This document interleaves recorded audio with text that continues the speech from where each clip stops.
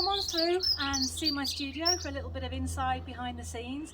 This is the annex, which is next door to our house, so it's in our grounds at home, and I'm so fortunate that I have got the middle floor that I can use as my studio. My office is upstairs, and these two windows are the two that you'll often see me on my Instagram, where I'm at the side looking on out. So come on through, come and have a look.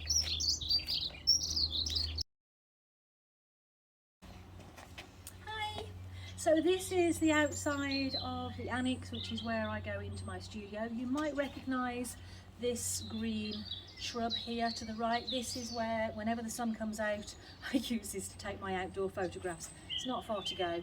And somebody said, how come you can always get the sun all year round? It's not. I try and do my photo shoots when I have 10 minutes of sun. I suddenly run outside with my pieces, and the bush actually stops things falling over, so where I've got something that's a bit of a weird shape. Yeah, so I hope this survives, because this is my my photo shoot area, and this is the studio. So come on in. So the entrance to my studio, small kitchen on the right, which is where I get my water, and then literally I have some stairs leading up to my studio. I've covered these with a plastic because it has got carpet on, so I have stair protector on here, and I replace that every month.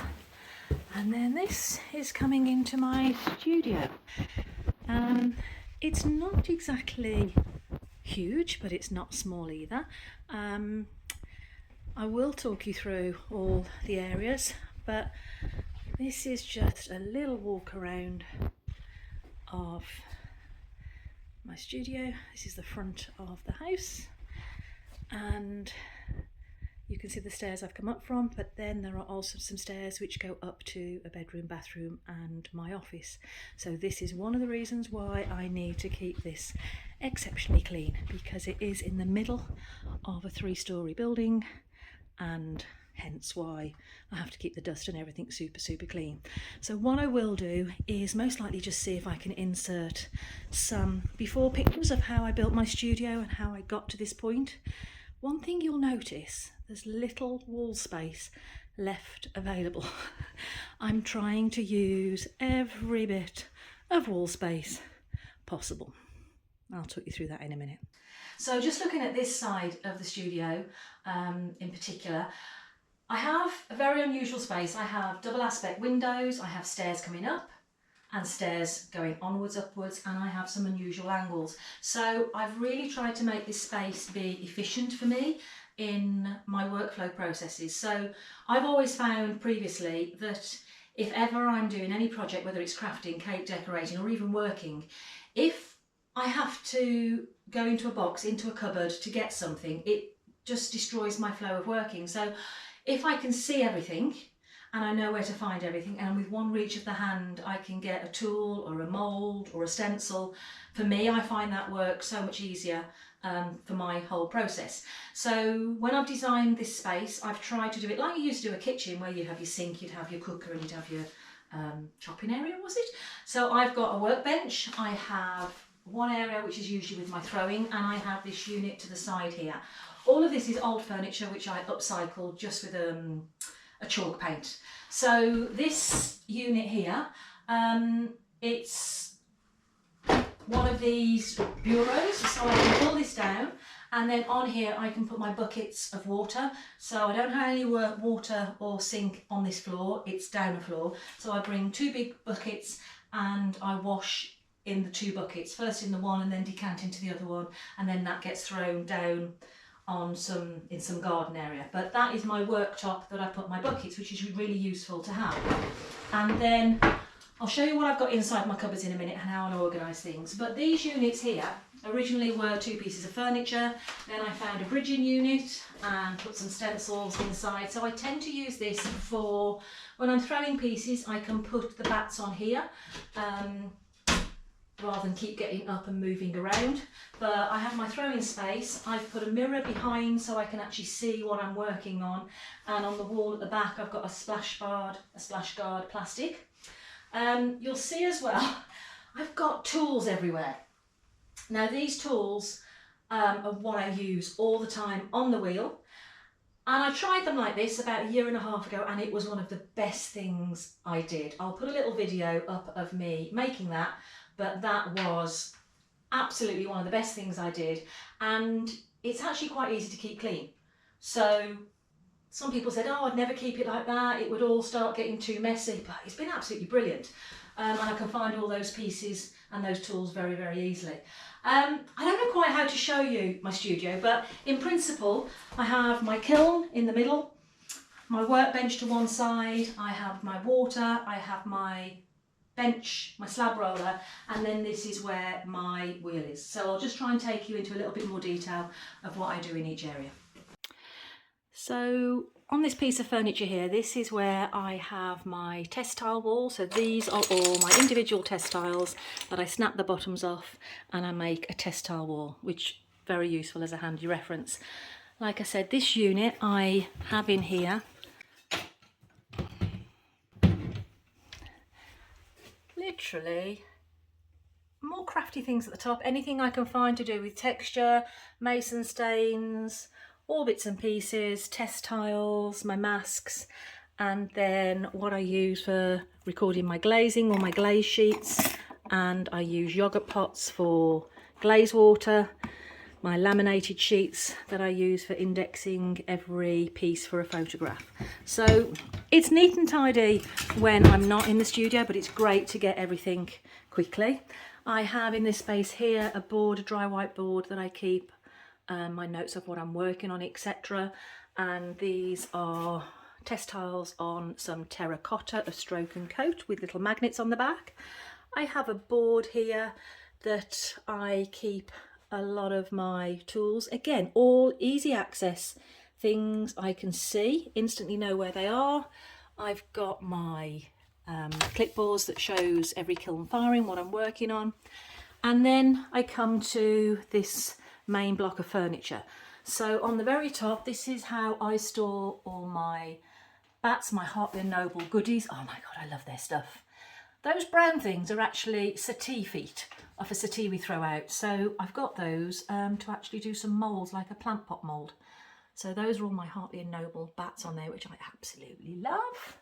And then this part of the unit I usually keep to store work that I've not yet maybe photographed, or I don't know, this is just usually my finished work. And so this is stuff I'm making to go in the house, but at the moment I don't know why I can't bring myself to take it over to the house. I just like seeing it here.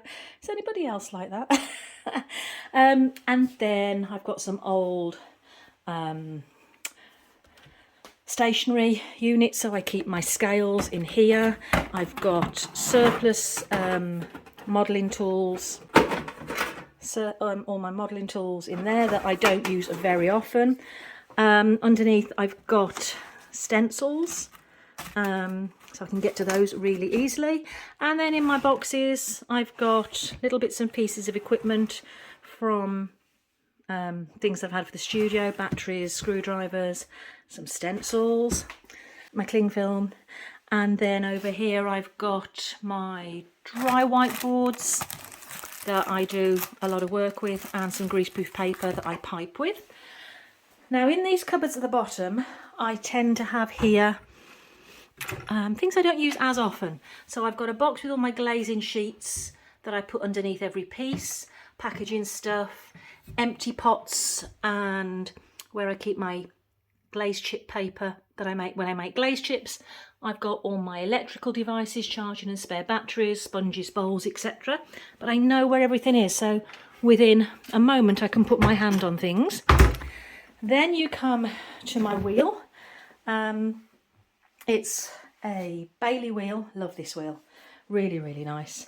I've got down the side my giffing grip and some spare bats, and then, as you will see, all my tools hanging up for the giffing grip. I've got the mirror on with a light over the mirror, and all my pieces on the side. This was a bridging unit I put on the piece of furniture, put some stencils on the back so you couldn't see in. Most of the time it's empty with a little bit of storage, so I've got parametric cones. I'll do my cone packs in here, and then I could use this like if I'm collecting my the pots, the yoghurt pots that I use to clean my brushes when I'm glazing, and I decant the top and the sediment at the bottom, I'll put those in here for 2 or 3 weeks so that they'll just dry, and then I've got my mystery glaze chips I can put into a pot. An old makeup brush, electric makeup brush washer that I use for washing my glaze brushes, and all these little pots are what I actually made in my very first lesson, and I've kept them, and they're great actually for putting some water in, or when I'm making some small bubble glaze. One of them I've actually got one leg of a pair of tights, put corn flour in, and it's like a pouncer for dusting my clay slabs with some corn flour. Got my extruder, die cuts in there, my stamps. So yeah, every bit of space is used. I've got my brushes. Now these units here, I tend to use this one for taking my photographs. So I will have a spare light here that I can just put some additional light on. I tend to put my pieces in here for taking photographs before and after glaze.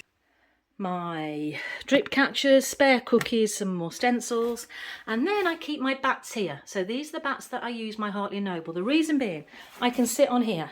When I'm sat on here, okay, you can see me, hey.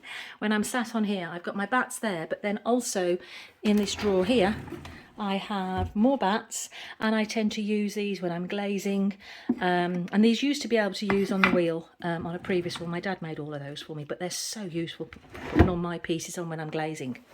On this set of shelves as well, I just want to show something to you. This is a tool that my dad made for me. This is actually part of a coffee table that I remember when I was about 6-7 years old that he's kept, and a very heavy piece of wood with some weights in the bottom, but made all these brass handles so I can actually use this to set my work and have the flip on it when it's on my wheel. So this is a piece of Dad in the studio. Made so many things. And Tim C did a video years ago about making sponge on a stick, and I've got about 8 or 9 here that were made with Gorilla Glue on some bamboo sticks, and again my dad made these for me. That was about 3 years ago. So there's so many things in the studio that my dad made with me. He spent a lot of time in here. He loved the Pottery Studio. So again, all these bats that were in here from marine ply, he actually sawed up and sanded every single edge. Got about 100 of them, and they used to be on a previous wheel that I had, and he made his own bat system for me. Before I got into and was introduced to Hartley & Noble, then I've now got their bat system, which is amazing. So yeah, loads of pieces in my studio that I got Dad with me all the time, which I love. On the side, I've got a new addition that my son very kindly added me some new shelves. So these are all my glaze tests that are from making my own glaze from Joe at Old Forge Creations, and my materials to do with that. So he found me an extra 8 inches of space and built me some shelves there, which is brilliant. So then, turning myself around there, you've got my kiln, a little Chief from Northern Kilns. It's only a tiny baby, but perfect for the size that I need. Called Bella. My first one was called Kitty. She had to go back for a small tweak, and then I had a new one, so she's called Bella. Got my kiln furniture on the floor. So this, you might notice, is where I stand when I'm doing my kiln openings. So in my kiln area, you may have noticed on some YouTube uploads that I've done, I've now got dual cameras. So what I'll tend to do is I've got this like bendy light, and on here is a fitting that I can actually snap my GoPro on. So I position this so I should be able to, if it's in a right angle, I can lift the lid up without actually moving the GoPro. That shoots my overhead, and then I have a tripod at the side of me that I can have my other camera on, which is usually just an old phone that records, so I can do dual footage. That's how I do my kiln openings here. I also put a board behind me on my wheel, so that as I take pieces out of my kiln, I can place them at the side of me. Again, just try and create a workflow in a small area. This wall here, it grieves me that I can't put anything on it. but it's behind the kiln, so I can't put any shelving, I can't reach it. So what I'm thinking is maybe getting rid of that sign, because it's just inherited from years ago, and maybe just get a Far Forest Ceramics decal on the wall, maybe. I don't know what else I can put in that space. Now we're going round to the other side of the room. So you don't see this as much in my videos and footage. So this is my slab roller. So my slab roller, this is absolutely brilliant. My slab roller, this here would normally be empty and open. But what we did was added some wooden panels onto the side, which again I just painted. And this side here, we have a wooden base with some wheels on, and then underneath I've got 6 big crates, boxes that I've got for storage of things, and I've got my slab roller canvas and some plastics on there. At the side of it I've got every little space, I've got my woods and this slab roller, one of the best things I had. Again, I've got a new addition of some shelving literally in the last few weeks. So my son added me some shelving there because I was running out of space, and I said, I've got a bit of wall. Can you put something on there for me? So I've added some of my glazes on there. So I've got my Amico and my Stroke and Coat, and then some pieces at the top that I've made that I'm going to see if I can try and list for sale, or I'm not quite sure what to do yet. Down this side of the studio, I also take available space down the side, so I've got there my foams and various boards that I use, so things I don't use very often. Every nook and cranny there'll be something. So pretty much then that goes up to where the stairs are. Now this section here, I'm going to have to film that separately because I need my hands to show you how that works. But my bench, this bench, you'll see some footage. It was actually my father-in-law's workbench, and after he passed away it was something that we were able to keep, and we've treated it and put a new top on it, so it's a lovely piece to have from my father-in-law in my studio. So I've got a load of stuff underneath there, but again, when you walk up the stairs it's a bit unsightly.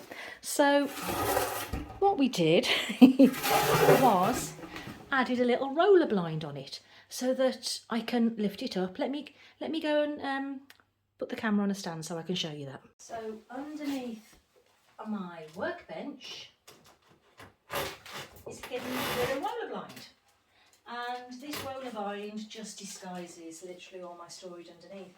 What I've tried to do is I've got 2 boxes, Dremel and grinding tool, everything to do with grinding, and then I've got kiln shelf maintenance, all the relevant tools I use for doing that. Then I've got under here my Puriflow and slip stains. Over to the right I've got my buckets for my glaze making, which I'm hoping when I actually make some glazes in some pots I'll make space here. And then underneath this bench I've used this space as well. So this is where all my kiln shelves go, and silica sand. I've got some peacock test bars here,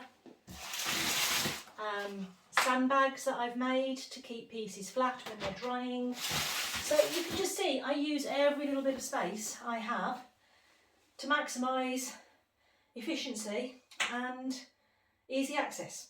So taking you over to this side of the studio, this workbench has been fantastic for me, it really has. I don't know why I didn't get a wooden one to start off with, but this has been fantastic to clean up. This is a plaster bat that my dad made me a wooden frame, and we have plaster in there, and that's been going nearly 3 years now, and been absolutely fantastic. Hardly anything chipped off it at all, so that is really, really good for me. Shelves on here, these are my Mako glazes, and when I'm working here I can just grab things. I've got one of these bottle, nursery baby bottles that you put on, so this is fantastic for storing my bits and pieces when I'm working on here, so I can grab these very, very quickly. A kitchen towel, and then I needed more space, so I added some more shelves to the side, so then I put my underglazes on there and all my little bits and pieces.